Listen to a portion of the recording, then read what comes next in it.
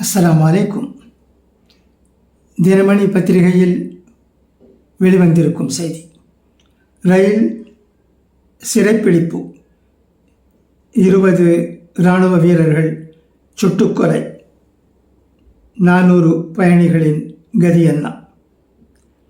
பாகிஸ்தானில்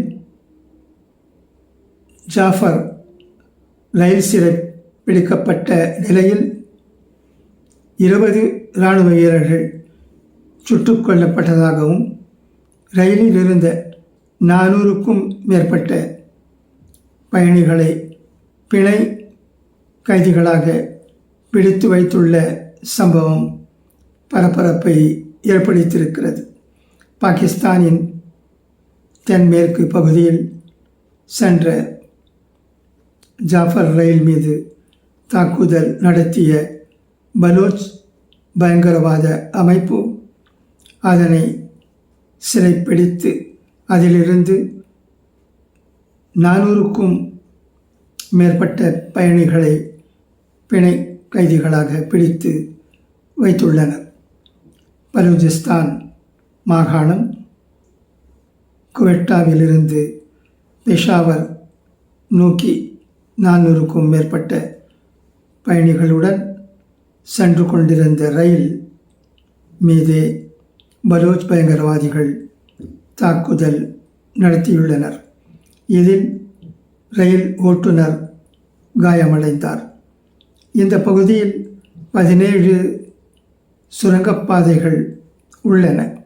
மேலும் 8வது சுரங்கப்பாதையில் இந்த கிளர்ச்சியாளர்களால் ரயில் நிறுத்தப்பட்டது.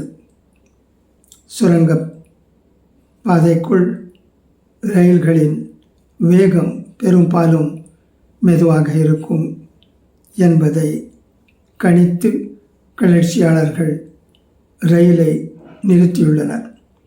ஆப்கானிஸ்தான் மற்றும் ஈரான் எல்லையை ஒட்டியுள்ள பலூச்சிஸ்தான் மாகாணத்திற்கு சுதந்திரம் கோரி போராடும் பலோச் பயங்கரவாதிகள் அமைப்பு 20 வீரர்களை கொன்றதாகவும் ஒரு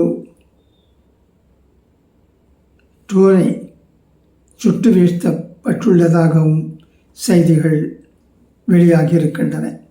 பெண்கள், குழந்தைகள், முதியவர்கள் மற்றும் பலோச் மக்கள் உள்பட 400க்கும் மேற்பட்டோர் ரயிலில் இருந்ததாக முதல் கட்ட தகவல்கள் கூறுகின்றன.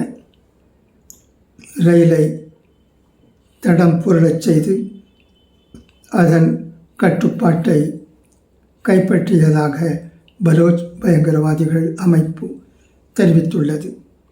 பாகிஸ்தான் இராணுவம் தலையிட்டால் அனைத்து பயண கைதிகளுக்கும் தூக்கிலிடப்படுவார்கள் என்றும் பலோச் பயங்கரவாத குழு எச்சரித்துள்ளது. பாதுகாப்பு படை வீரர்கள் சுட்டுக் கொல்லப்பட்ட நிலையில் மக்களின் நிலை என்ன என்பது அனைவரையும் அதிர்ச்சியில் ஆழ்த்தியுள்ளது.